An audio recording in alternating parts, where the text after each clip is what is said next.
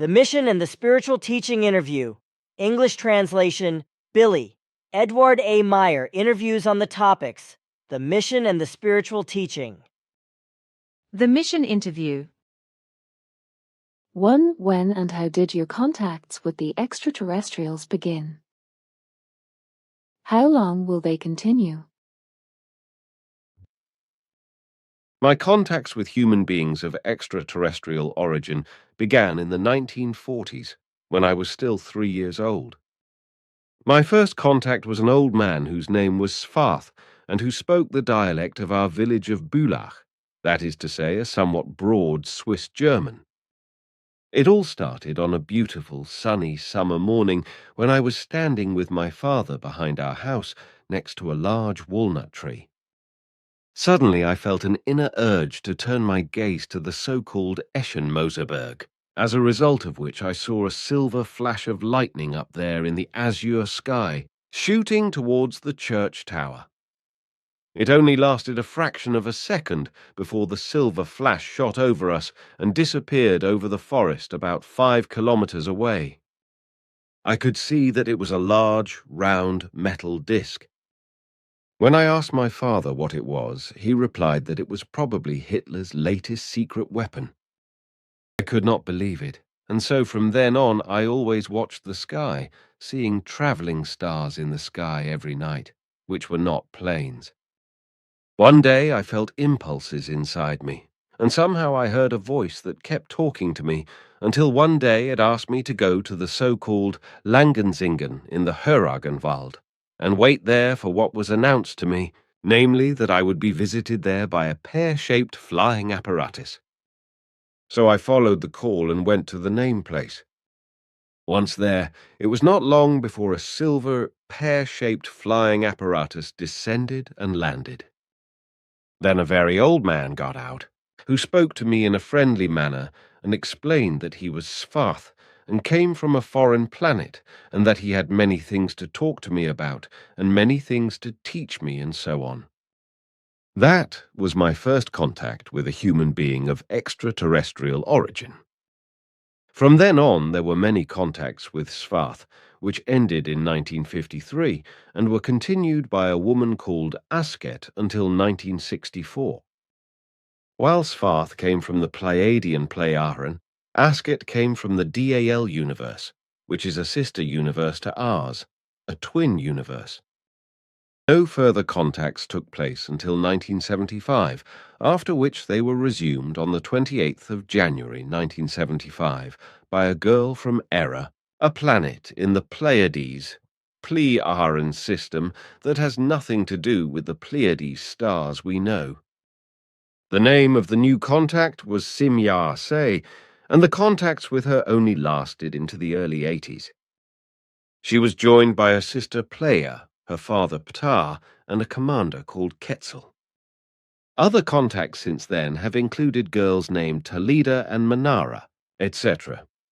The official contacts ended in the early hours of the 3rd of February 1995, but this does not mean that the contacts were broken off for good, only that the official contacts ceased to exist because the Pleiadians Pleiaren had fulfilled their task on Earth.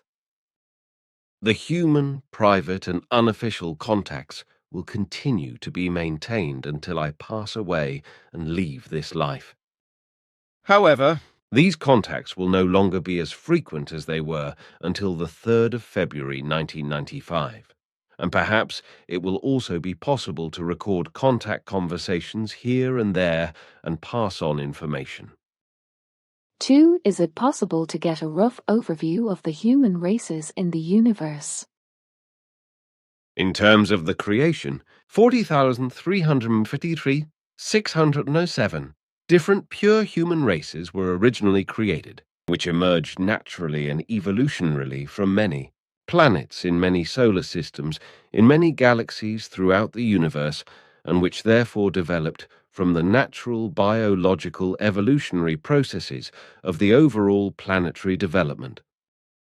The development was that the planetary flora emerged first, namely through certain amino acids and amino acid compounds. The natural process of growth and decay led to a further natural coincidence. That is to say, a further meaningful meeting of cause and effect, which resulted in new amino acid compounds from which the fauna then developed, the animal world. While the flora initially consisted only of lichens and similar plants, animals now appeared as the process progressed, which lived from the plants as well as from the fact that they themselves served as food for each other. These animals were also subject to growth and decay, so they also deposited substances and died, which in turn triggered new biochemical processes from which new amino acid compounds and new life forms emerged. This time it was the human being life form, which was divided into many races, as already mentioned, into 40,353,607 races, which also had a total of 343 different skin colors. All these human beings were also different from one another, depending on the life possibilities on their home worlds and according to the atmospheres, etc., but unmistakably belonged to the genus human being. Thus, gnome-like as well as dwarf-like and tall human life forms emerged, including dwarves, giants, and titans, etc. Among these, however, there were also small dwarfs. Among these, however, there were also dwarfs, who probably belonged to the same species of their race, but did not reach their full normal height due to genetic defects. However, these dwarfs had nothing to do with dwarfism, because the dwarfs were actual breeds, and this has remained the case to this day. There are still short people today, also here on Earth, who are unfortunately labelled as Lilliputians, according to the fictional story of Gulliver's Travels. On Earth, we have different sizes of human beings who also belong to different races, such as the small pygmies, then the normal grown, who are in the majority, as well as the giants among Earth's humanity, such as the members of the Watusi and Maasai tribes. 3. Where do the extraterrestrial intelligences you are in contact with come from, and why are they visiting us on Earth? The extraterrestrials I am in contact with come from the constellation of the Pleiades, Pleiaran. However, this constellation is not identical to the Pleiades, which we can see in our space-time continuum from Earth at a distance of around 420 light-years, because they are only around 62 million years old, and, as blue, hot suns, are absolutely incapable of supporting life in any form, neither in a purely spiritual nor in a material form.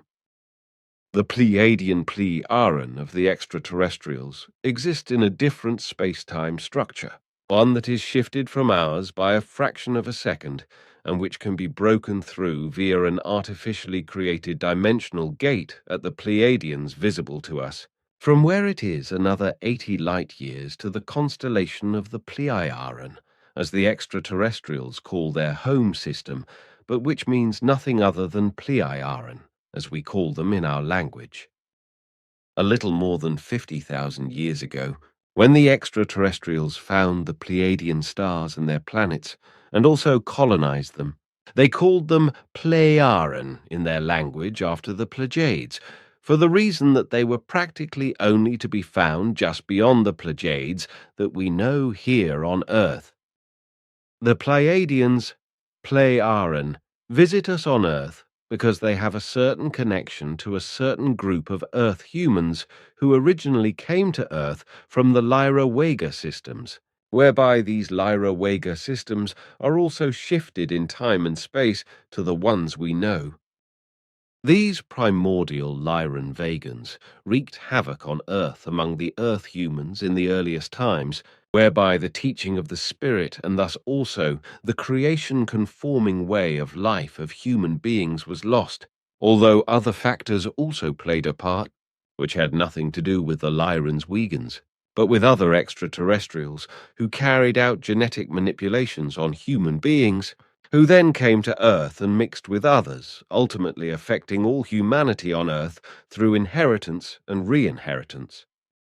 In order to repair the damage and misdirection caused, the Pleiadians or Pleiaren feel obliged to bring the necessary teaching and information to Earth's humanity in order to repair the damage caused by their direct ancestors and also the damage caused by other intelligences. 4. Can you tell us how such a contact works in practice in the past and today? To make contact during the first few years, I often had to drive many kilometers around the area on my moped until I was finally telepathically guided to an extremely lonely place or a remote forest clearing, where I was usually already waiting with a landed beamship or appeared after a few minutes.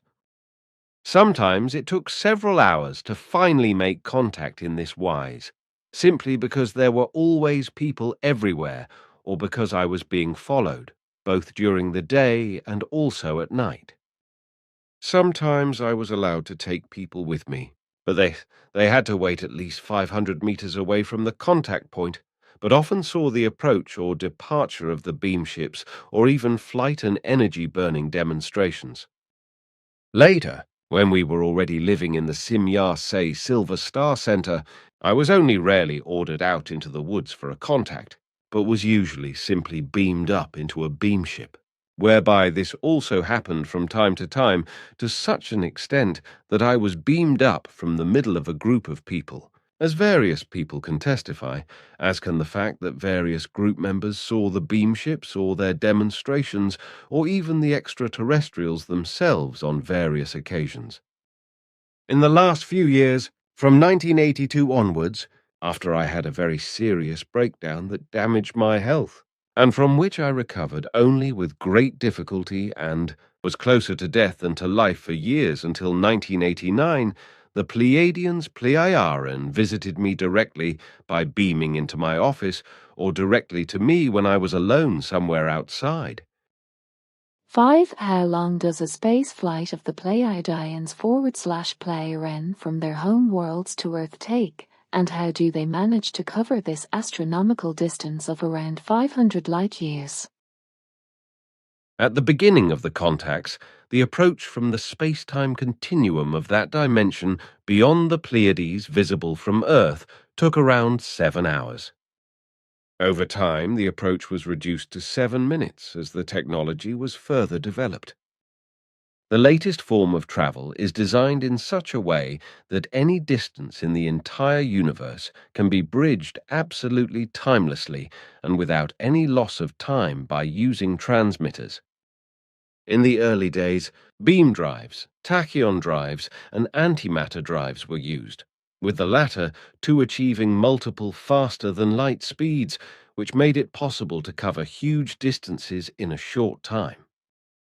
These techniques are also still in use, along with the latest travel option with transmitters, which can be used to program the destination coordinates practically to the meter and reach the destination without losing any time. 6. Why do not the extraterrestrials land in public, for example in front of the UN Palace in Geneva or the White House in Washington? There are many reasons for this. Of real importance, however, is the reason anchored in a directive that states that the Pleiadians Pleiaren may not interfere in any way with the affairs of any humanity on any planet and may not make themselves recognizable if the humanity in question is not itself capable of space travel to a good degree and has not yet attained the standard of ethical and humanistic peaceableness and humanity as well as cosmic connectedness with all life. So the extraterrestrials of the Pleiadian Pleiaren are also not allowed to show and move openly and freely. 7. Why does Billy Edward Albert Meyer of all people have contacts with the Pleiadians /Pleiaren and no one else? The reason is to be found in a millennia-old past, when my spirit form existed in human beings who had committed themselves to a certain mission by their own decision. This mission became a long-lasting task for the total consciousness, which is capable of reincarnation, together with the spirit form over many reincarnations and millennia, right up to the present day. In the process, the total consciousness, which originates from higher levels, adapted to the lower forms of consciousness existing on Earth, while retaining the ability to also remain adapted to the higher forms of consciousness. And so, if I can maintain contact with the Pleiadians, Plei-Aran today, and in modern times, it is only because my overall form of consciousness can be assimilated to those of these highly developed extraterrestrials in terms of consciousness and spirit, which is only possible for me on Earth, without any other human beings on Earth possessing this ability, which also makes it absolutely impossible for other inhabitants of Earth to have any contact with the Pleiadians, Plei-Aran. Over all the millennia, that is to say tens of millennia and millions of years, my spirit form naturally always remained the same, while the total consciousness capable of reincarnation, however, changed, as is given and normal through the unstoppable evolution, whereby with each reincarnation a new consciousness and thus a new personality was born, which could no longer have anything in common with a previous personality, and will also never do so. This means, however, that it is erroneous to assume that a human being with a certain personality can be one and the same person in two different lives. Only the spirit form remains the same, while the personality of the consciousness changes in an evolutionary way, but this does not mean that memories of the personalities of previous lives may not appear. 8. You are in possession of by far the most extensive and at the same time best photographic and film material relating to extraterrestrial flying objects, their flight maneuvers and landing tracks, etc., which is absolutely unique on Earth. How was it possible for you as a one-armed man to take such pictures? I have only the Pleiadians, Plei-Aran, to thank for that, because they helped me in every way in obtaining all the material. They ordered me to various places where they carried out demonstration flights for my recordings, and especially just for me, in such a way that I could take pictures and films with the photo camera and film camera as I wished, sometimes with precise instructions from the pilots of the beamships. So, I was instructed to make certain film and photo material with the help of my extraterrestrial friends. But I could not take any other photos or films without permission, because I was not allowed to. But if I tried anyway, I could be sure that the film would be destroyed. 9. Why were you commissioned by the aliens to take films and photos of their beamships and their flight maneuvers? The reason was that I was to create the clearest and world's best photographic and film material of extraterrestrial flying apparatus, commonly called UFOs by Earth's humanity. This material was to serve the purpose of triggering a worldwide UFO controversy, so that Earth's humanity would finally be shaken awake in matters of extraterrestrial life, whereby the authorities and military would logically be forced to make their secret findings and research into UFOs public and accessible to the public, whereby in certain countries mendacious UFO crash denials and denials of recoveries of crashed UFOs and their crews would also be uncovered and clarified. This controversy, the Pleiadians, Plei-Aran, were sure, could only really take place and fulfill its purpose if I disseminated the film and photo material I had produced worldwide, which could automatically lead to an equally worldwide conflict between supporters and opponents of my material and my statements and the contact conversations.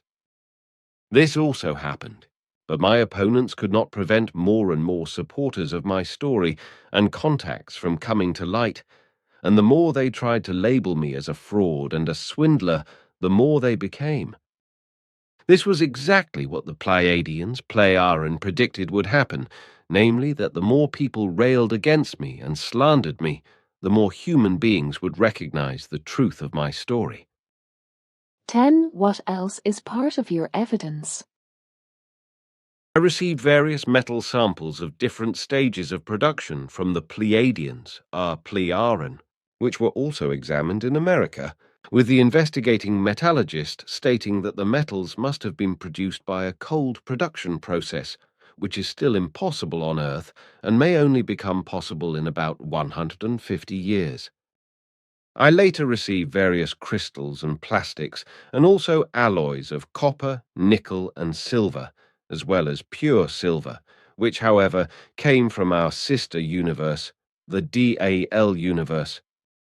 I was able to provide further evidence through recordings of sirring noises that could not be imitated even with a dozen synthesizers in scientific laboratories.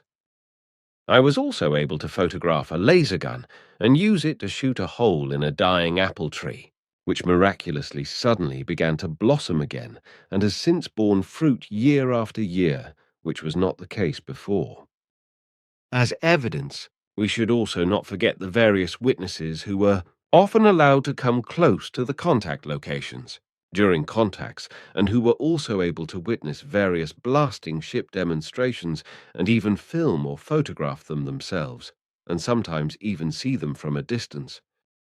Evidence might also be the many predictions made by the extraterrestrials about events on Earth, both in political, military, and human terms, whereby natural disasters, etc., were also predicted with frightening accuracy and with the most precise details, all of which was recorded in writing and distributed worldwide. 11. Despite all this evidence, you are accused of having photographed only small models instead of spaceships, and so on. There is also talk of double exposures and other manipulations. What do you say to such allegations? That they are unrivaled in their ridiculousness. There are enough witnesses who have seen or photographed the beam ships and even extraterrestrials themselves, and can also testify that I never made models or took them with me when we traveled together to make contacts, etc. I would never have done such things secretly. I could also never have done such things secretly because my wife would never have allowed it. So, I do not need to defend myself and can only laugh at the envious low intelligence of the detractors. So any further comment is superfluous. 12. How do you defend yourself against the smear campaigns launched by persons such as the American Kalkuf, individual representatives of MUFON or others? I know the truth about my contacts, and that is quite enough for me as a defense if I were to seek one. Since my contacts with the Pleiadians, Pleiaren, correspond to the actual truth, I find it neither necessary to defend myself nor to offer any form of justification. I am not upset by half-wits and complete lunatics, such as certain members of MUFON or the slanderer Cal Korff, who on the one hand have also never spoken a single word to me or written to me personally, and who on the other hand are just poor, crazy, envious people and know-it-alls who like to be in the public eye. Quite the opposite. Somehow I am still grateful to them despite their lies and slander, because through their negative actions they get many human beings to contact us at the center to inquire about the real truth, as a result of which they then begin to stand up for the truth of my contacts with the extraterrestrials. As a rule, however, all these human beings demand information about all those who attack me and insult me as a fraud or who deceive me, as a result of which I write down the machinations of those who wish me ill and produce leaflets in which I clarify and correct the facts in order to then send them to all those who are interested. However, I do not regard this as a justification or defense, but only as intentionally important information. 13. However, there are actually a huge number of contact swindlers on Earth when it comes to extraterrestrials, including so-called mediums and channelers. Can we find out your opinion or the opinion of the Pleiadians /Pleiaren on this tiresome matter? When it comes to alleged contact with the Pleiadians Pleiaren, it is all a hoax, a lie and a fraud, because there is actually not a single human being on Earth outside of me who would be able to maintain contact with them, both physically and also telepathically and sentiently. Anyone who claims otherwise is a liar, a fraud, and a cheat, a fact that the Pleiadians, Pleiaren, vehemently affirmed again and again during my entire time of contact with them. However, there used to be 5 persons who had conscious impulse contacts with the Pleiadians, Pleiaren, but they have all died. There are also no personal contacts between Earth's humanity and other extraterrestrials. So any other claims are also just lies, deception and fraud, no matter what the ladies and gentlemen call themselves and what titles they bear, who claim that they have been in contact with extraterrestrials or with spirit and light beings, etc., etc. This also refers to mediums and channelers, who are usually nothing more than deliberate liars, swindlers and fraudsters, or delusional, schizophrenic or psychopathic people, etc. On the other hand, certain examination contacts in which certain extraterrestrials get hold of Earth's humanity in order to examine and study them. That is to say, to examine them cannot be dismissed out of hand. However, this has nothing to do with the nonsense that extraterrestrials would impregnate Earth women and have sex with them, etc., as this nonsense is hysterically spread, especially in America, often together with the erroneous claim that extraterrestrials massacre farmers' animals, etc. Alien flying objects, and even their landings are often observed and also filmed and photographed, but things of this form cannot be called contacts. This must be realized. Contacts of the real form are only such when verbal or telepathic communication takes place between extraterrestrials, etc., and between a human being on Earth. So far, however, no human being other than myself on Earth is capable of this. Just consider that all those liars, swindlers and fraudsters who claim to have telepathic contact with beings on the Pleiades would have to wait 1,000 years for an answer if they could send a telepathic message there. To be more precise, it is only about 420 light-years to the Pleiades, which we can see from Earth, and 840 light-years there and back. And since telepathic thoughts are known to only travel at the speed of light, they would take around 420 years to travel from Earth to the Pleiades visible to us. And if there were a life form of any kind on the Pleiades, which are absolutely uninhabitable and actually inhabited neither by physical nor by spiritual or light-conscious beings, that could give an answer, then it would again take around 420 years to reach Earth. But who has lived on Earth for 840 years? So all the alleged contactees, mediums and channelers, etc., accuse themselves of lying, deception and fraud, claiming that they have telepathic contacts, etc., with beings from distant stars or their planets. And all of them really do not have the ability to maintain such contacts, because they have no idea how they could bridge these enormous distances with their telepathic thoughts. But I do not want to reveal the secret of this possibility here, because otherwise all the lying, swindling, and deceitful characters would suddenly claim to have this ability. 14. How did you come up with the name Billy? It was in 1964 in Tehran, in Persia, which is now called Iran. There I made the acquaintance of a young woman from Los Angeles in the USA. Her name was Judy Reed. As I was dressed like a Westerner, because this clothing was very practical for me, she compared me to the former James Butler Hickok, that is to say, Wild Bill Hickok, and called me Billy from then on. The name stuck with me wherever I also went. And it has stuck to this day. 15. When and where did you have your first meditation session?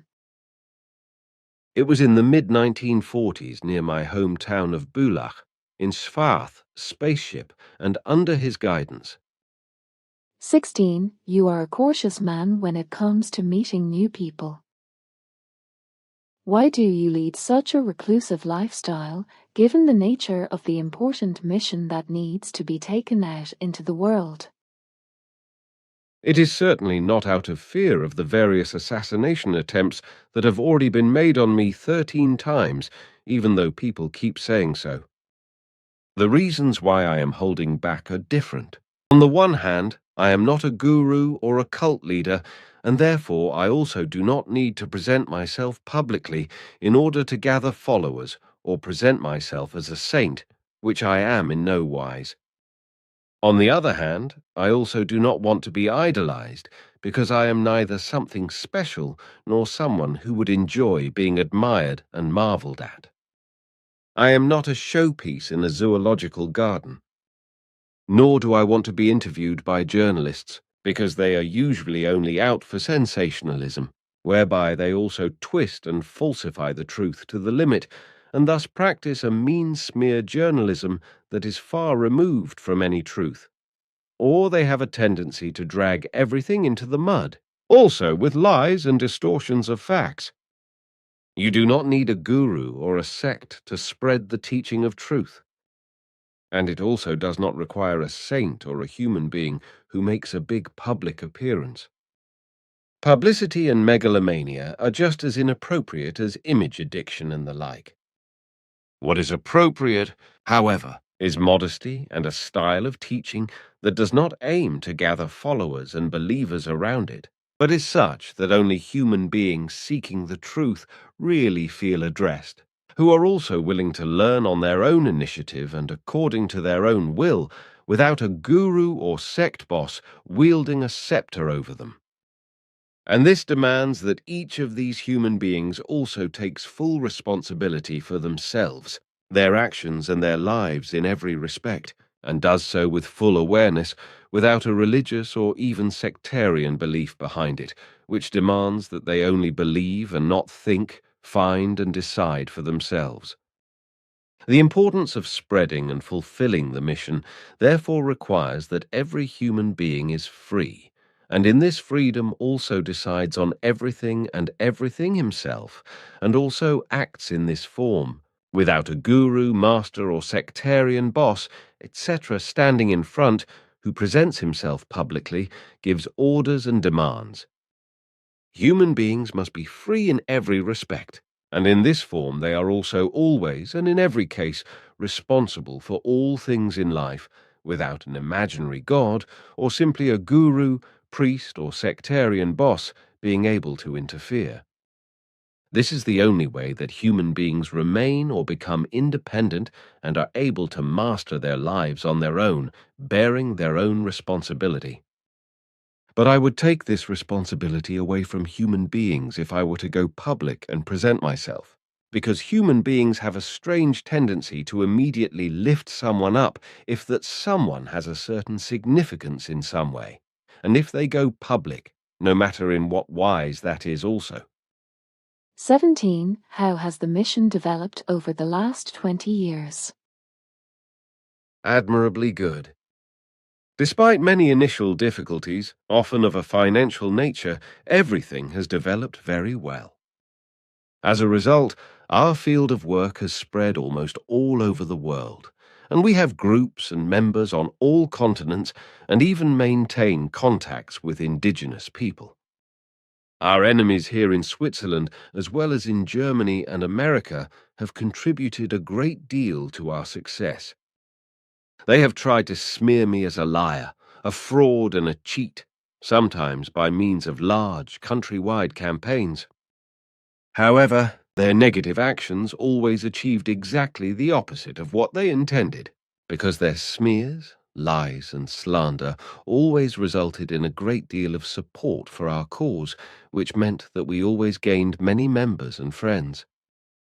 But it could also never be otherwise, as the old saying goes, that the truth will always prevail. And so it is also in this case, the truth will out, and the slanderers will perish. 18. It was around 20 years ago that you founded the FIGU, the Free Interest Group for Frontier Sciences, Humanities and Ufology Studies. What are the aims and tasks of this community?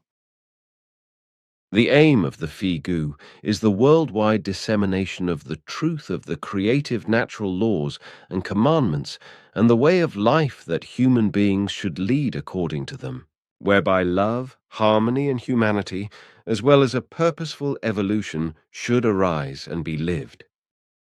The tasks associated with the teaching of creative natural truth take many forms, such as the fight against overpopulation, the fight against torture and capital punishment, the fight against discrimination against women, the fight against child abuse, animal welfare, nature conservation, and help for the needy, etc., whereby we also provide help with food, clothing, medicines, household items and tools, etc. Our tasks also include life counseling functions, which are of course free of charge, as we are a non-profit making community, in fact, a non-profit making association. In addition to spreading the truth about the creative natural laws and commandments, our tasks also include spreading the teaching of the Spirit, known as spiritual teaching for short, which deals with borderline and spiritual science issues, as well as many topics relating to life, evolution, knowledge, learning, the psyche, the mind, unconscious forms and the subconscious, consciousness, etc., etc. The production of writings and books is also a task of the Phi Gu, whereby the books are distributed at cost price and many small writings are distributed free of charge, so we do not make any profit from them and are actually not profitable.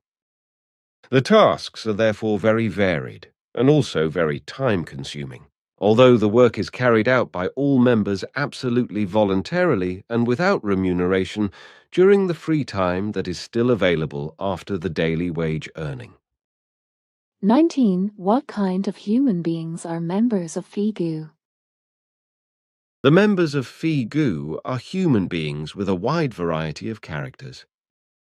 The professions are also diverse, ranging from ordinary labourers to professionals in many fields.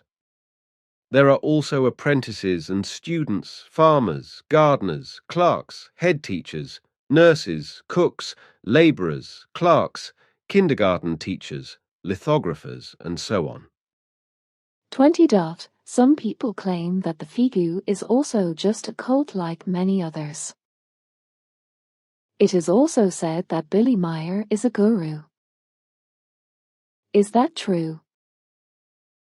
Of course not, because we are not a religious, sectarian, political, military, or secular community that would invoke a totalitarian and universal truth. We are in no wise perfect or perfectly knowledgeable, so we can also not spread a perfect teaching, leaving many questions unanswered. We can therefore only disseminate the truth of the creative natural laws and commandments known to us, the correctness of which we can vouch for, and say that this is the only and pure truth that every human being can also fathom, experience and witness in himself, and in the whole of nature and the environment if he is willing to seek and find this truth. And in this respect, there is no other truth than the one that is actually given. And this is the only truth we represent. So, no one is also forced or even required to believe or accept anything that they have not fathomed within themselves and recognized as the actual truth on their own initiative and on their own responsibility, without there being any urge or compulsion on our part to believe or accept anything. We also do not have a guru, master, or sect boss, etc., who would stand above the other members of the group or association, but in my personality there is only one leader who directs everything without holding a special position. I am therefore not a guru, but also just a normal club or group member like any other, with the same rights and duties. So I do not have the function or the nimbus of a master or other guru in our community, even if this is so often claimed by outsiders who have no insight into our group, but only believe in some gossip by hearsay and form their false and lowly intelligent opinions accordingly. 21. How are we to understand this when it is written in the scriptures that you are the true prophet of modern times? I did not give myself this designation, but it was given to me by the extraterrestrials, by the Pleiadians, Plei-Aran. However, this designation does not mean that I am a human being with special powers, etc. In fact, I am just like any other human being. In fact, I am a human being like everyone else. Apart from the fact that I am able to control and neutralize my swinging waves in such a way that I can maintain physical and telepathic contact with the highly developed Pleiadians, Plei-Aran, and have some abilities that other human beings on Earth do not have. But that does not make me special. The term prophet is also nothing arrogant, and just a word that is unfortunately misunderstood by many human beings. In truth, this term is just another term for herald, that is to say, a human being who announces things, such as prophecies, that is to say, announcements, etc., the content of which is either developed by himself or taken from other sources. And when it is said that I am the true prophet of modern times, then this refers to the fact that I am, that is to say, the herald who was announced many millennia ago, more than 13,000 years ago. This has to do with my reincarnation lineage, in which my spirit form and my total consciousness have been classified since time immemorial, which at various earlier times, as other personalities have fulfilled the prophet mission, in the final consequence of which I have emerged in modern times as a new and predicted as well as predestined personality, as a herald or prophet of modern times, whereby I am nevertheless no more and no less than just a normal human being like everyone else. This is also not changed by the fact that I am a mediator between the Pleiadians, Dutch Plei-Aran, and high spirit forms and Earth's humanity. 22. Finally, a somewhat indiscreet question. How do you actually feel among human beings here on Earth, even though your original home was in far higher regions? My original homeland lies billions of years in the past, but I always feel connected to it, although I cannot hide the fact that I often long for it. Nevertheless, I am at home here on Earth, and have many dear friends all over the world. But that does not change the fact that I often feel extremely lonely, which is not because of my friends, but because of the spiritual and conscious world of Earth's humanity in general, which is a great discrepancy to the world that was, and effectively still is, my original home. Spiritual teaching interview. 1. How did our universe and our world come into being? The universe was created by a big bang, which emanated from a tiny, flea-sized, but enormously compressed ball of energy. This energy was first of a purely spiritual nature, which created itself out of itself, but led back to an energy idea of a primordial universe. A universe is also called creation or universal consciousness, etc., whereby there are 1049 different forms of creation. The lowest form of creation is called creation universe. The next highest form is called primordial creation or primordial universe, and again the next highest is called central creation or central universe, etc., and so on. The highest form of creation is then the 1049, which is called the absolute absolutum.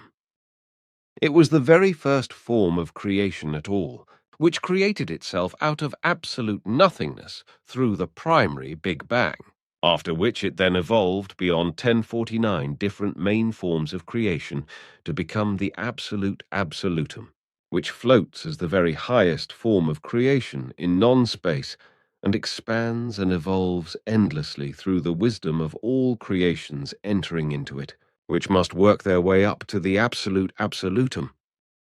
Not a single form of creation is absolutely perfect, nor is the absolute absolutum.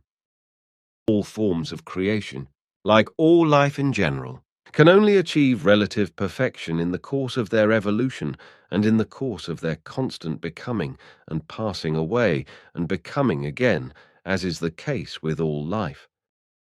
We live in a creation universe, and thus in a material universe, which is the lowest form of creation, that is to say, universe form of all. And this universe, this creation, that is to say, this universal consciousness, or whatever you want to call it, must therefore work its way up.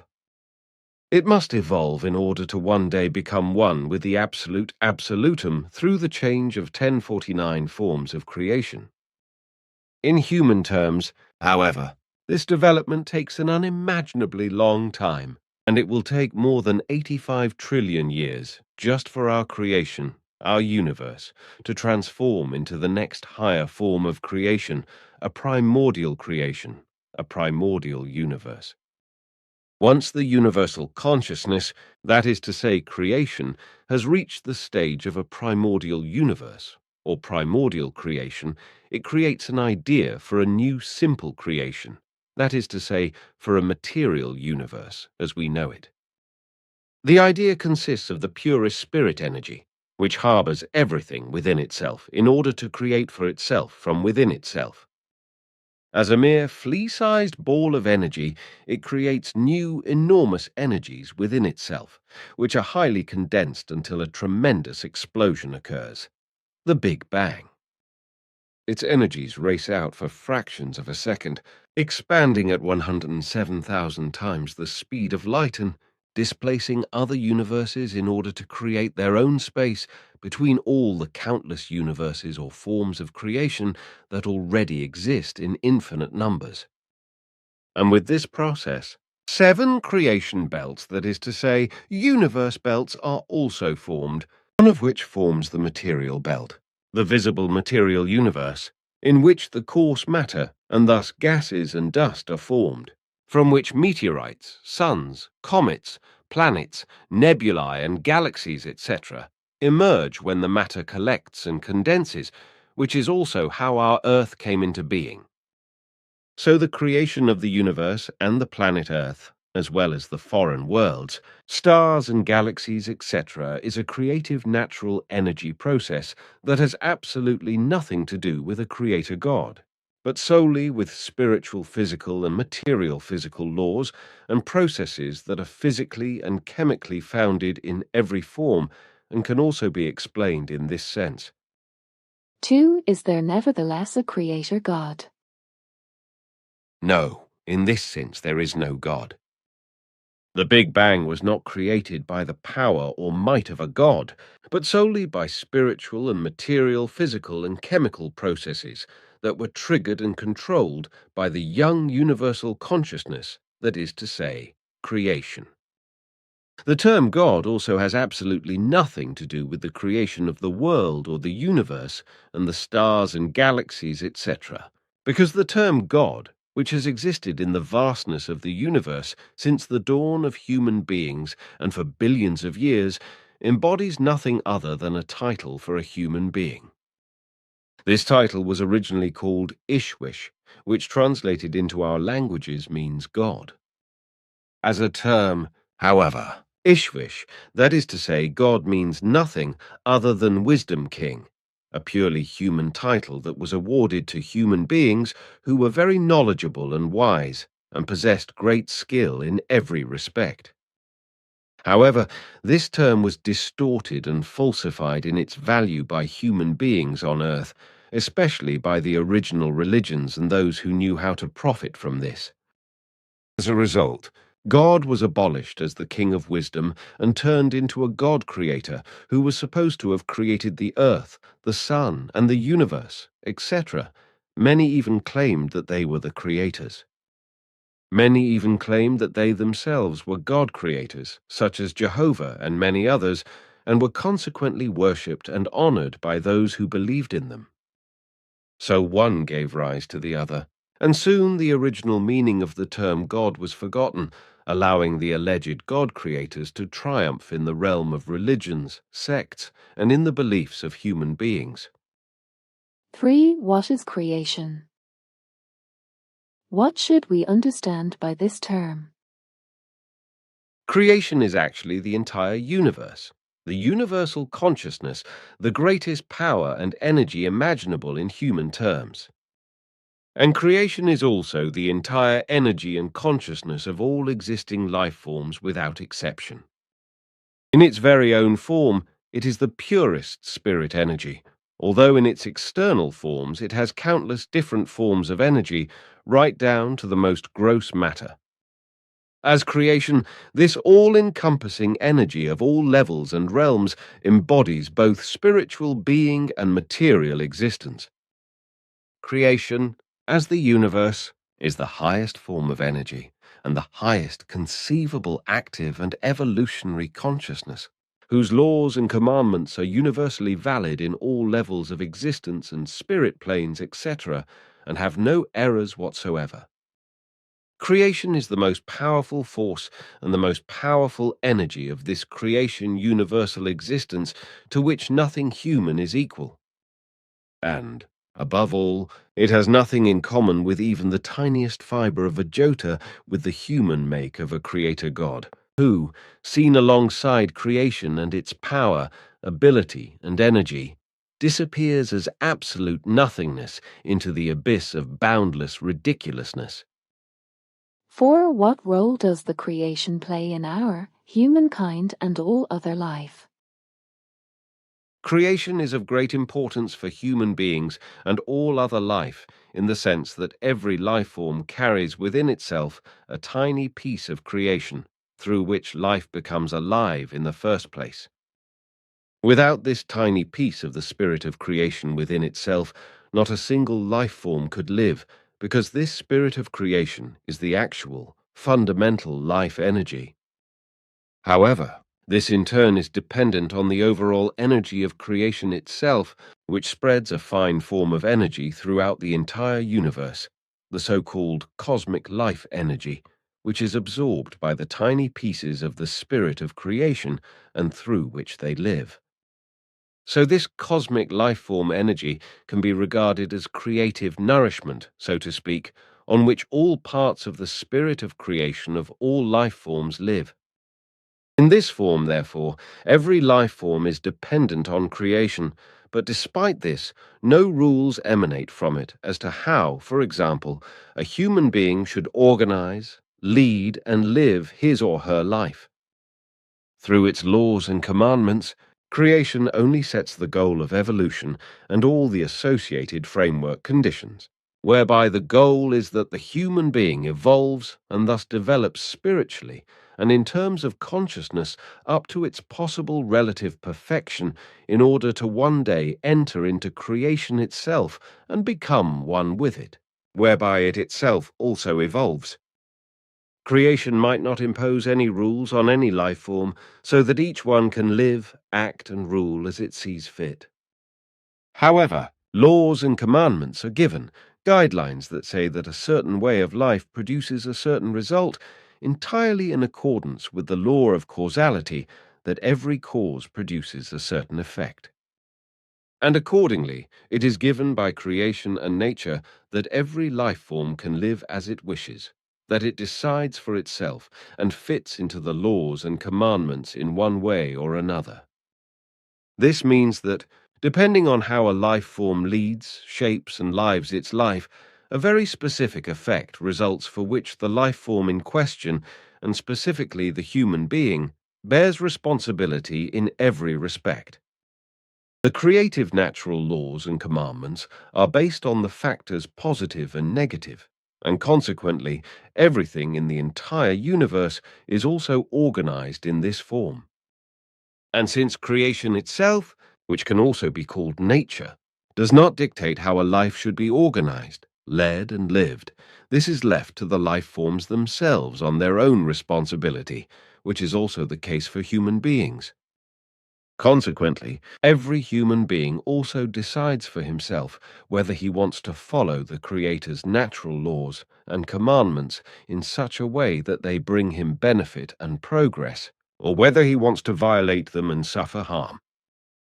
This also means that creation bears no responsibility whatsoever for any action of human beings, but that they are always solely responsible for everything and anything, no matter what they think, feel, and devise, and no matter what they might do and undertake. 5. What, for example, is such a creative natural law and commandment? One of the most important laws, for example, is that mistakes made by human beings should not be condemned, because human beings can evolve simply by making mistakes. This means that human beings have to make mistakes if they want to learn something. Therefore, if they make a mistake, they will recognize it sooner or later, as a result of which they will think about it and correct it. As a result, they usually become more knowledgeable and do not make the same mistake again, at least not in the same form. He therefore makes progress. However, it is also clear from this that human beings must think carefully about all things in order to recognize mistakes and gain new results from them that lead to success and progress. And precisely this thinking in order to achieve success and progress is another important creative natural law, without which no evolution is possible. A law is therefore a fixed and irrevocable rule that must be fulfilled and followed if no harm is to be done in any form. A commandment, on the other hand, is merely a recommendation that points in a certain wise direction, in which something should be done or refrained from, as a result of which good or evil, that is to say positive or negative things, appear. Creative natural commandments are, for example, the following recommendations. Thou shalt not kill in degeneracy. Thou shalt not break in alliance with the creation. Thou shalt not rob or dispossess. Thou shalt not curse the truth, etc., etc. 6. How is the human being on Earth? Is he really descended from apes? The pure earthly human being created here is a product of planetary evolution on Earth.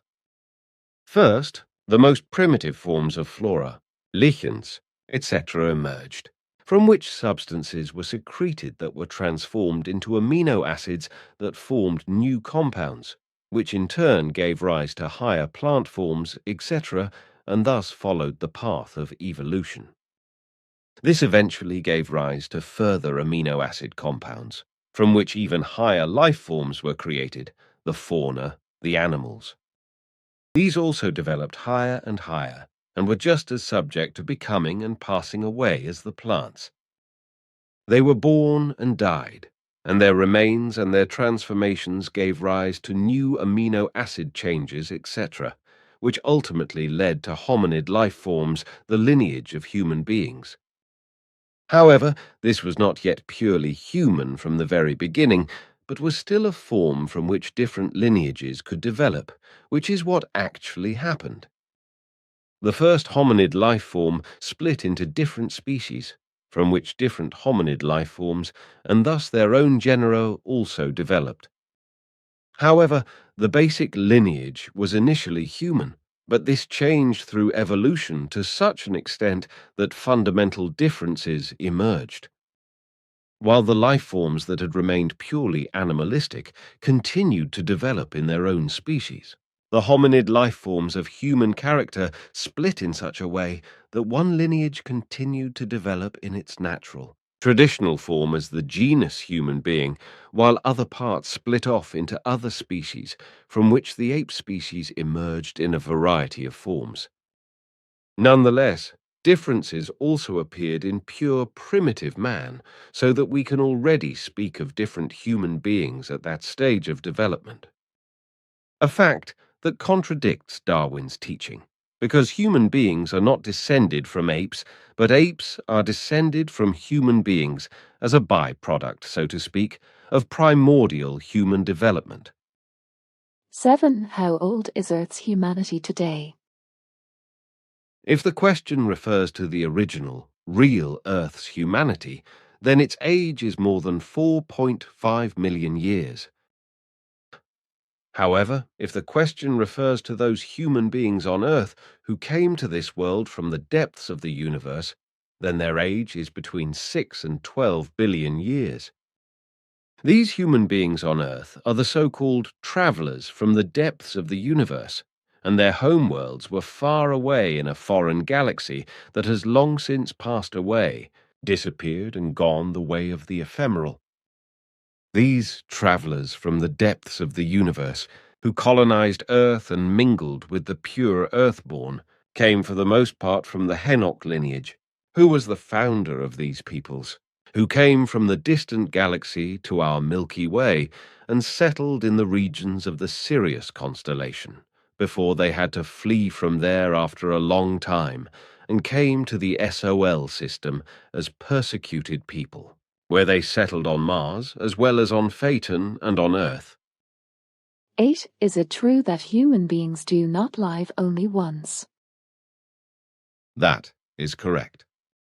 Human beings are subject to the law of reincarnation, that is to say, rebirth. This fact also applies to all other life forms that have an evolutionary consciousness and an evolutionary spirit form. It is therefore true for human beings that when they die, their spirit form leaves the physical body in this world and crosses over into the spirit realm of the afterlife in order to remain there and learn until they can reincarnate into a material body again.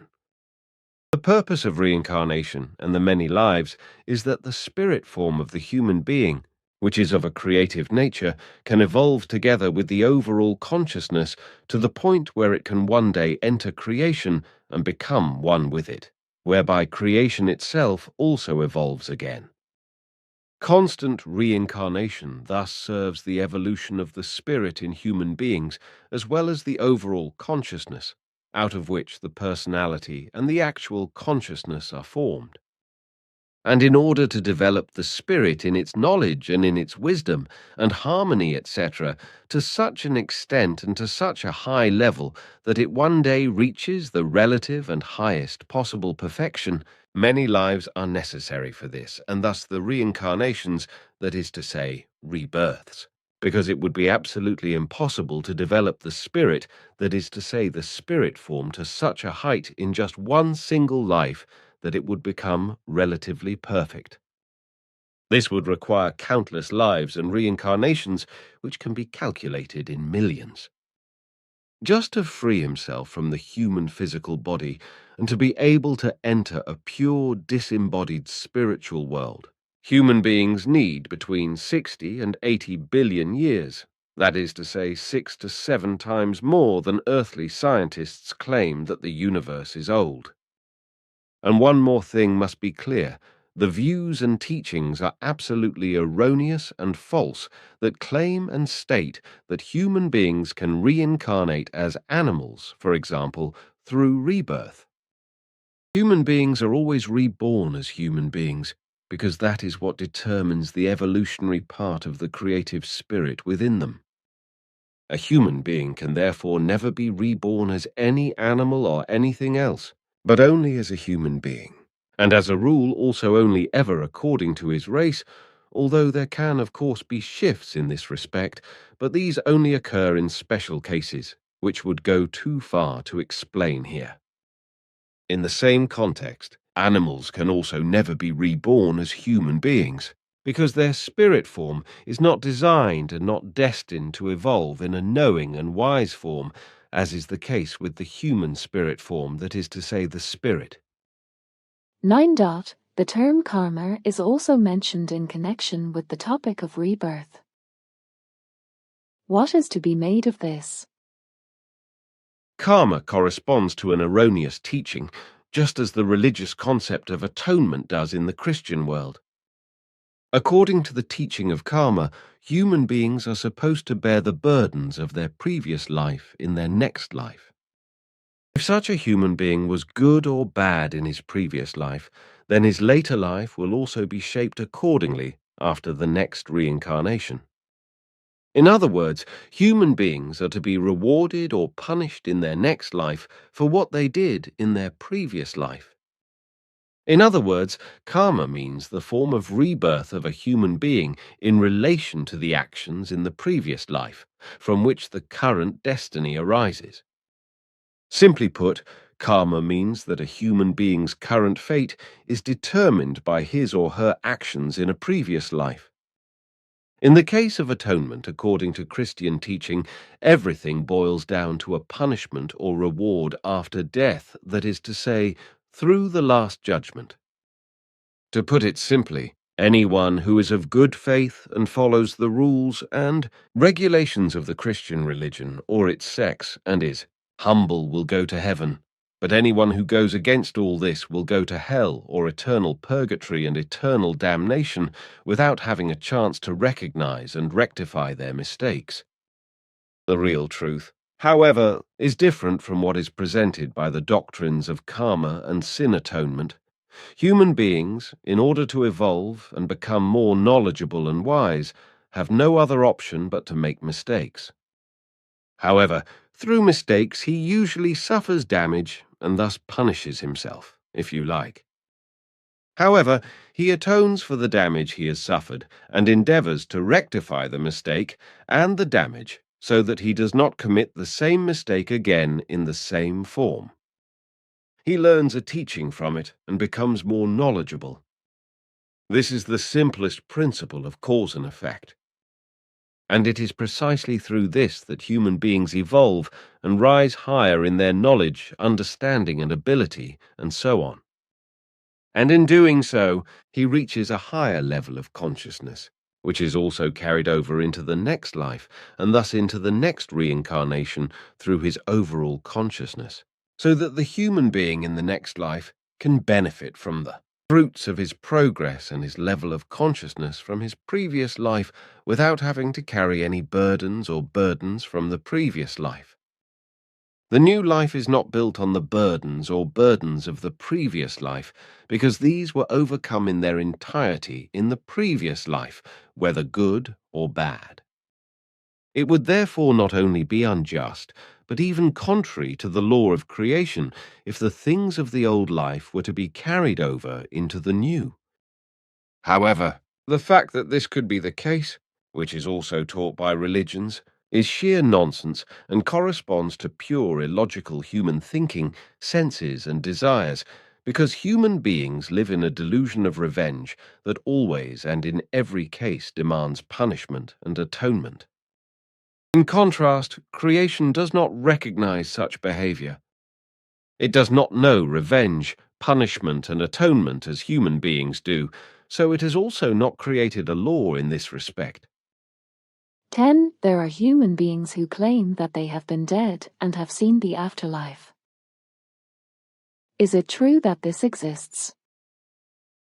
In this sense, it is not true. The human beings in question were not actually dead, but only clinically dead, which means that there was no verifiable heart or brain activity left. However, as I said, this is only a clinical death in which the spirit form has not yet left the body, but continues to linger in it. Consequently, the total consciousness also continues to dwell in the physical body, even if the vital functions of each form appear to have ceased. Since the overall consciousness and the spirit form still remain in the body, which can last for seconds, minutes or hours, and under certain circumstances, even years and decades, for example, in the case of shock freezing for survival, etc., the consciousness is also still working. However, this only happens in agony form, which is why brain activity can also no longer be detected, but it does actually happen. Images then appear which correspond to the thinking and imagination of the human being concerned, but which are also characterized by the Earth's humanity as a whole. And in this state of deep agony, it is often also possible for the human beings concerned to send out their consciousness, whereby they can suddenly see themselves from outside and floating above themselves, and so on. Light and darkness and beloved human beings very often play an important role in this, such as the agonizing person being led by light figures, etc., through dark channels, etc., into the light, from where they do not want to return, etc. 11. Is it possible to make contact with the afterlife and thus with the deceased? No, as a rule, this is not possible. If, however, claims are made to the contrary, and things appear in this regard, then this does not correspond to the truth, but to great deceptions and self-deception, or to events that are either in the realms of the memory levels or simply charlatanry or fraud. If we look at the events that belong to the memory levels, the so-called Akashic records, then the situation is as follows. In the Akashic records, in the memory banks of an earthly superspace, all thoughts, speeches, feelings, and other impulses, as well as all movements and impulses, etc., of every human being are stored. All of these in turn can be retrieved by human beings if the frequencies that are identical to the deposits can be generated mentally, consciously, or technically. This means that information can be retrieved from the memory banks in this form that belongs to both living and deceased human beings and can be found on their specific frequency. It is even possible to communicate in a logical sequence with the stored impulses and information, etc., in the Akashic records. Furthermore, such communication is also possible with deposited forms of total consciousness in an otherworldly space, but this must be regarded as an absolute rarity, whereby this also has nothing to do with being able to talk to the deceased. The total form of consciousness that is capable of reincarnation, and indeed always only together with the spirit form associated with it, is therefore capable of maintaining contact with living persons in the beyond under certain circumstances. But this is really extremely rare and is not connected with speakers of the dead who call themselves mediums. The things that occur with mediums who can allegedly talk to the dead therefore rest on the one hand in tapping into and extracting information from the memory banks, that is to say, the Akashic records. On the other hand, however, and this is the most common manifestation, certain human beings, who are usually called mediums, are able to connect with the subconscious forms of various living Earth's humanities in a trance state and communicate with them. These subconscious forms are part of the overall earthly human subconscious collective, and they are then also able to provide information about the fact that life continues to exist after death, because they themselves, these subconscious forms, have this knowledge and know about reincarnation and so on. However, this also shows that these subconscious forms can only reveal the knowledge that is known to them, which can often be more than human beings are able to know in their waking consciousness. And these subconscious forms, which are also connected to the memory banks, can then very well be characterized by personality and release information that is only stored in the memory banks and is a secret to human beings. 12. The terms channeling and mediumship also belong to the topic of otherworldly contacts. What is to be made of this? A human being is called a medium if he or she is particularly qualified to establish a connection to a psychic realm. However, such real mediums are very rare, and there are nowhere near as many of them as is assumed, because countless human beings appear on Earth claiming to be real mediums. The truth is, however, that the vast majority of these claims are based on lies, fraud, and deception, or on pathological self-deception, schizophrenia, and delusions of various kinds. According to trustworthy information from higher spiritual levels, there are just 16 real mediums on Earth, but they do not go public with their abilities, and therefore do not advertise or also make any financial or other worldly gains. So, all those countless mediums can be excluded from the authenticity of their abilities who go public and make profits and gains with seances, seminars and books, as well as lectures and shows, etc., make profits and gains. With regard to channeling, the same is to be said as with regard to the first mentioned mediums.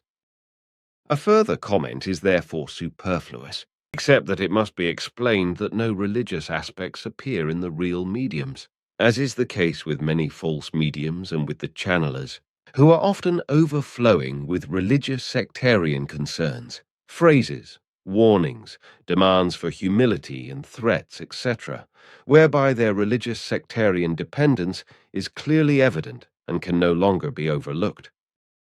13. Many human beings believe that they are guided and protected by a guardian angel, a spirit guide, by God or some other higher might, by saints or by Jesus Christ, etc. Is this true?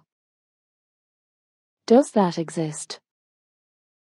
No, there is no such thing in any wise, because the human being is always and in every case solely responsible for all his or her thoughts, feelings, emotions, and actions. Only religions and sects of all kinds claim that a god or saints and guardian angels or Jesus Christ control the destiny of human beings and are also responsible for it. However, this corresponds to nothing more than a religious sectarian delusion that is diligently fueled by the bosses of religions and sects in order to cast a spell over human beings and bind them to them, allowing them to be fleeced and exploited financially. In reality, however, there is no creator God as proclaimed by religions and sects, because in truth there is only creation, which as a universal consciousness has created the entire universe and all things in it, including all life forms to which human beings also belong.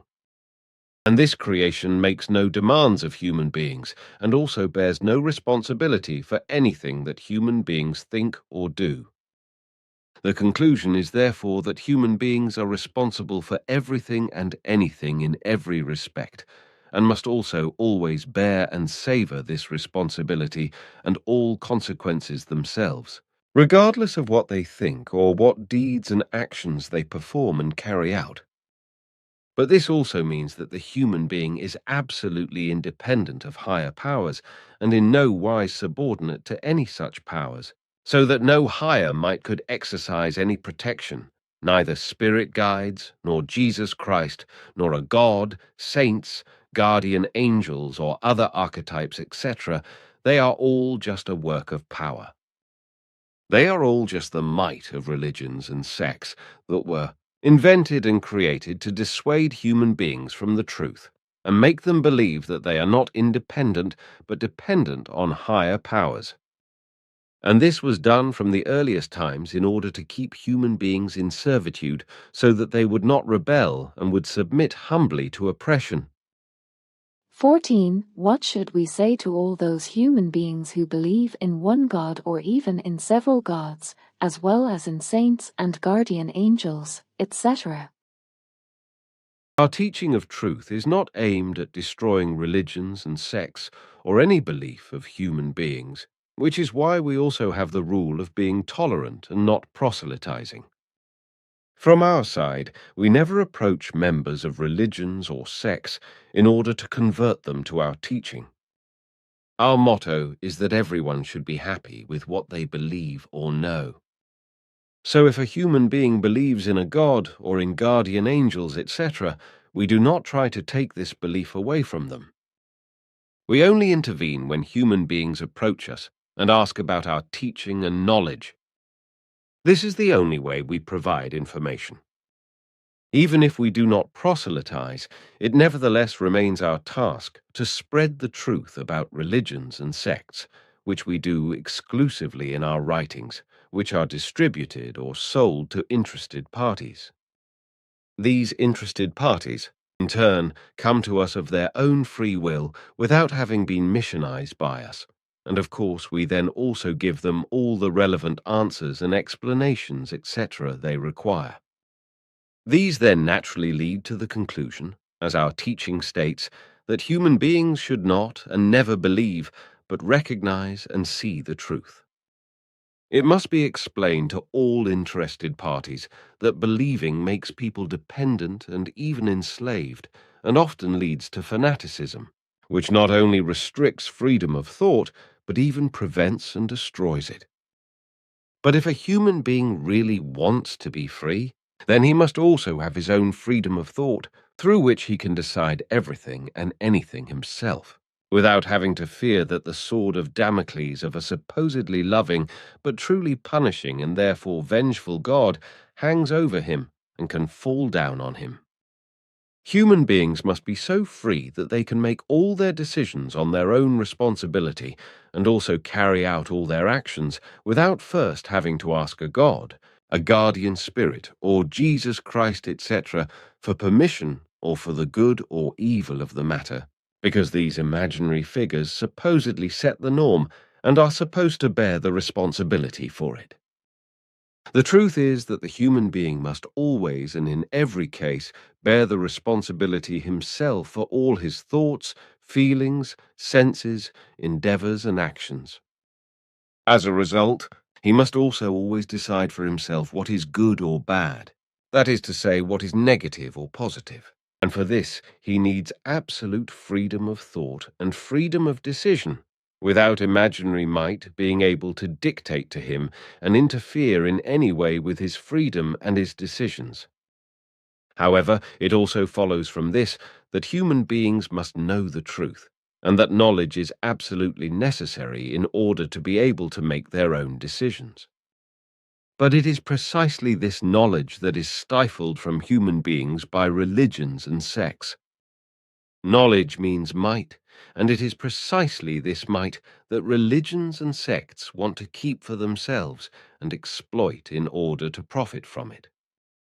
Human beings who are deprived of knowledge become believers in religions and sects, become dog-like and humble, and lose their freedom of thought as well as their freedom of choice and overall freedom. As a result, however, they also lose their tolerance towards other human beings and their ways of life and schools of thought, etc., while they themselves become so entrenched in their faith that they only see red when their faith is criticized by people of other faiths or simply by human beings with different views. Tolerance, however, is necessary among and between human beings if we want to live and get along with each other in love and harmony. But this does not require faith, but the truth and certainty that by nature and before the omnipotence of creation, all human beings are equal, no matter what and how they also are, and no matter what race, skin color, or nationality they belong to, and no matter whether they are Christians, Muslims, Jews, Hindus, Buddhists, Confucianists, or some freaky sectarians, or rich or poor. 15. The year 2000 is approaching. Is the end of the world near, as many doomsday preachers of various sects claim? This is sheer nonsense, because just as the world did not end in the year 1000 as a result of a divine judgment, this will also not happen in the year 2000, nor in the year 3000, and so on.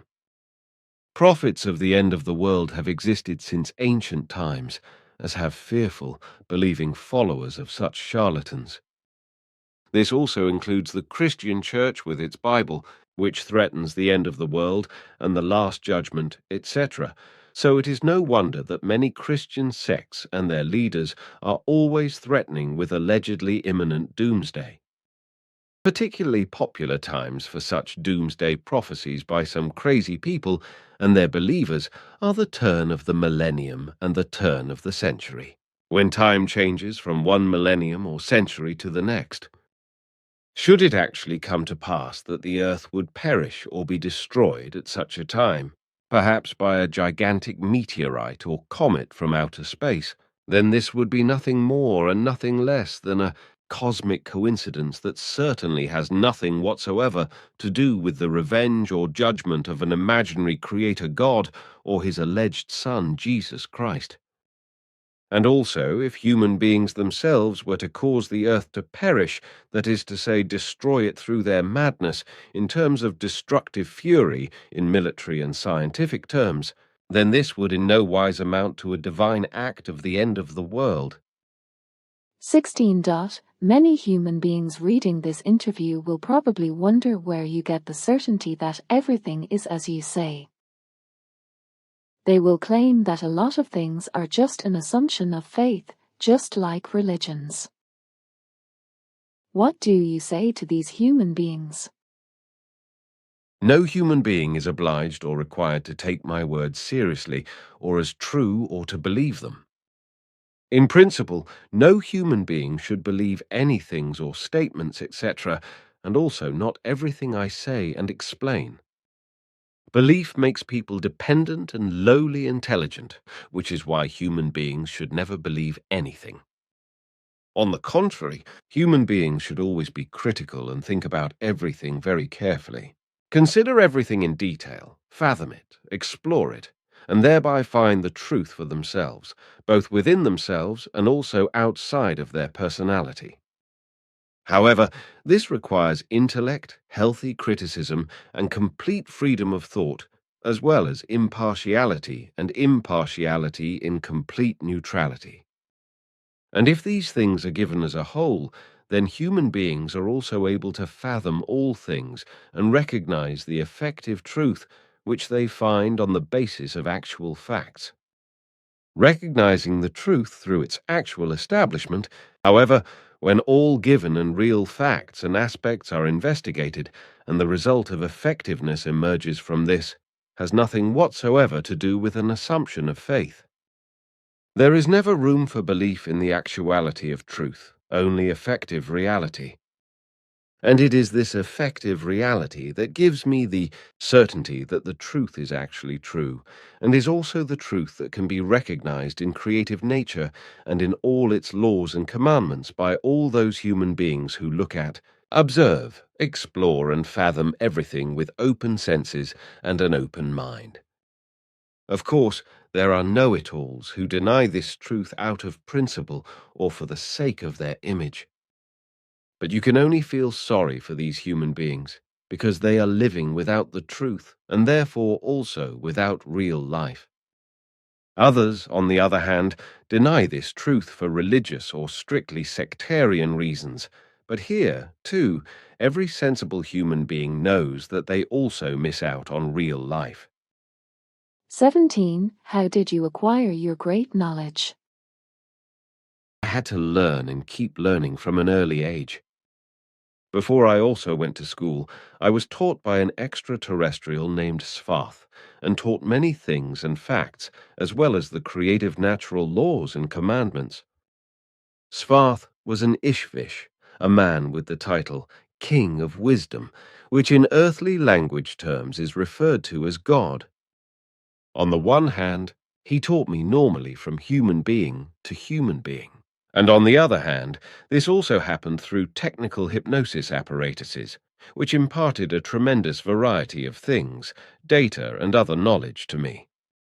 So I became knowledgeable and instructed in many things, but this soon led to me becoming lonely and only seeking out adults to talk to, such as one of my teachers and a lovely vicar.